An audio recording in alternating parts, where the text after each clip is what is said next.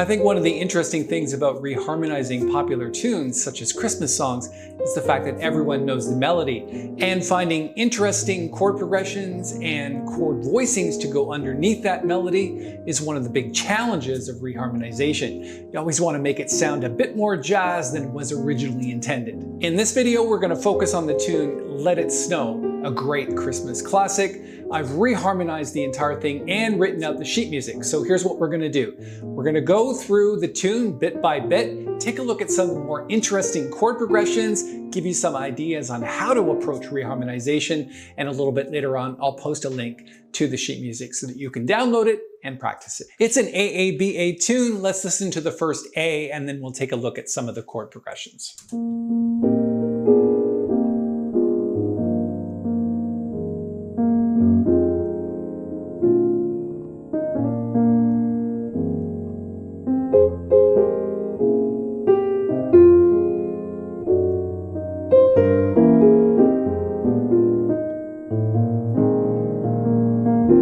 And then it goes on to repeat the second A section. Let's listen to the beginning again.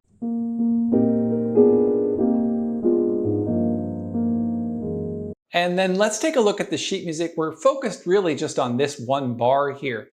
Now, the interesting thing about this is I'm starting on a pedal in the left hand. Instead of starting on 1, I'm starting on 5. And then it goes to 1. So it's actually E flat over B flat. Kind of like a sus sound.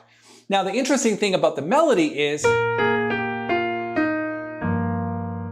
I'm using the 6th diminished scale by Barry Harris. So take a look at this.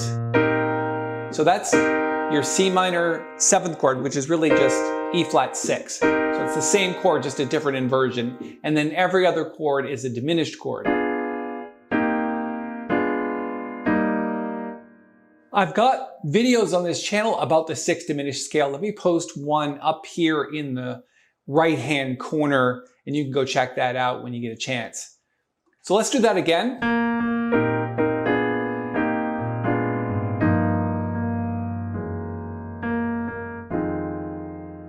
So the next interesting thing is this F sharp 13 chord. Think about the destination chord as the next chord, which is F minor.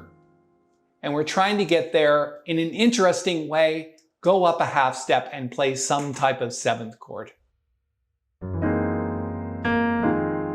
Nice sound.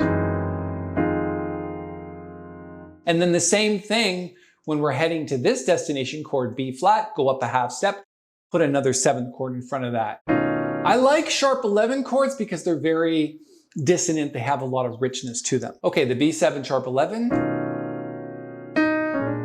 Now remember, when you're reharmonizing, it always needs to fit the melody note. If the melody note is F, then that's the sharp 11 of B7. So you've got B7 and then sharp 11, okay? And then we do it again. We go back to this destination chord and we're preceding it with a half step above some type of 7th chord. In this case, F sharp 7, sharp 11.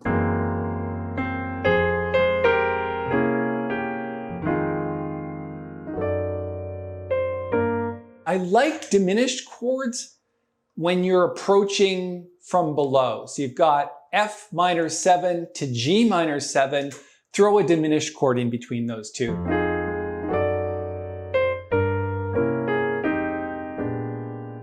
Each of those 2 5s, so this is 3, 6, 2, 5, 1. 3, 6 is a 2, 5 of F minor 7 and then a 2, 5 of E flat. Each one of those, we've got a flat 9 in the 7th chord.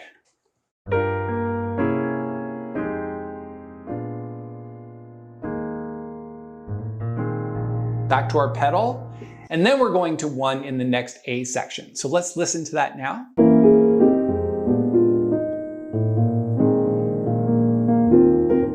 So there we're playing 1 instead of our chords over B flat.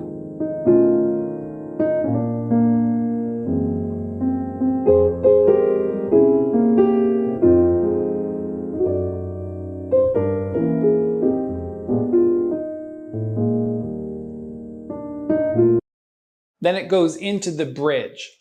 Now, the interesting thing about the second A section is instead of playing the sixth diminished scale, we're just going to 1. We have to find interesting chords to play. So the melody is, and then when it gets to F minor, think about force over the E flat. Here's our melody note. And when we get to F minor, think about force here as well. The rest is pretty much the same as the first A.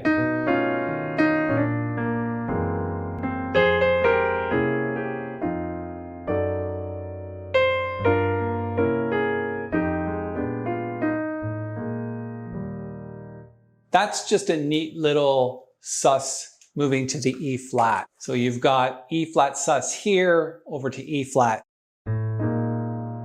Little Oscar Peterson in the bass. Now we're into the bridge. Let's go listen to that.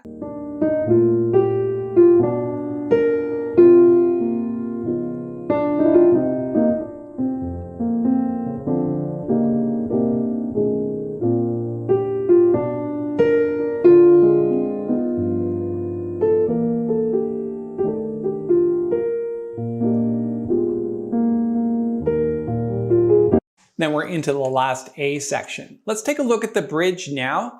I think the interesting thing about the bridge is it floats in minor seconds. So we're going up in minor seconds from B minor 7. And that's really just a B diminished chord. Just an inversion of that.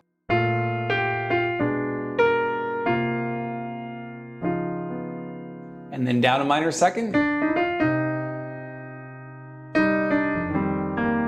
And then 3, 6, 2, 5, except we're using the tritone substitution. So instead of D minor to G7, we're going D minor to D flat. Again, minor seconds. Nice chord there. Minor second above the destination note, which is our B flat chord here. So we're going from this minor second, B, to this destination chord, which is B flat. It's always a good idea to use a sharp 11 chord for that. Let's hear that 3, 6, 2, 5 again.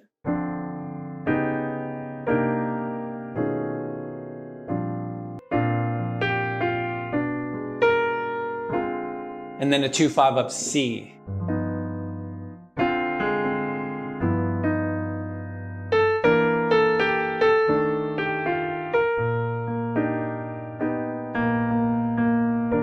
Interesting there, we could have done like an E flat over a B flat, but instead we want to stick that B natural in there. Just gives it a little bit more dissonance.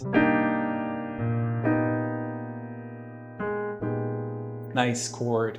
B flat 13 sus with a flat 9. Let's play the bridge again. Hear that movement up?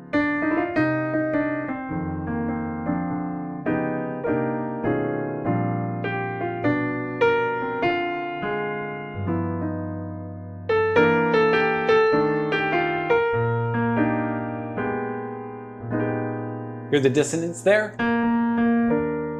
And then we're into the last A section. Let's listen to that.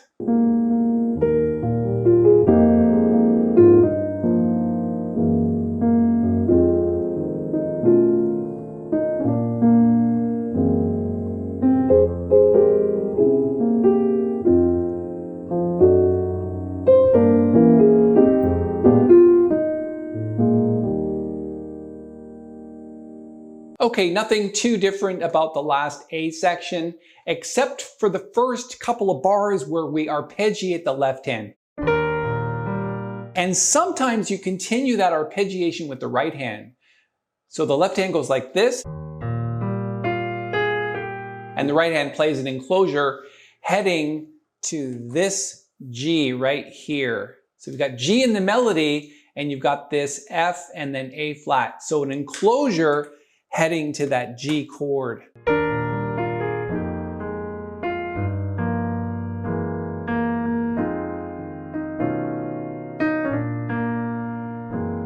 Love that chord right there. F sharp, 7 sharp 11.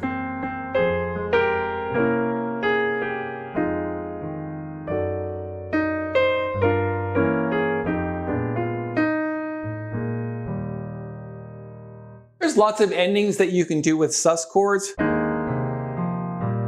Notice the left hand starts on this D and goes down the scale. One way of doing it, or like in the tune, where you've got that Oscar Peterson.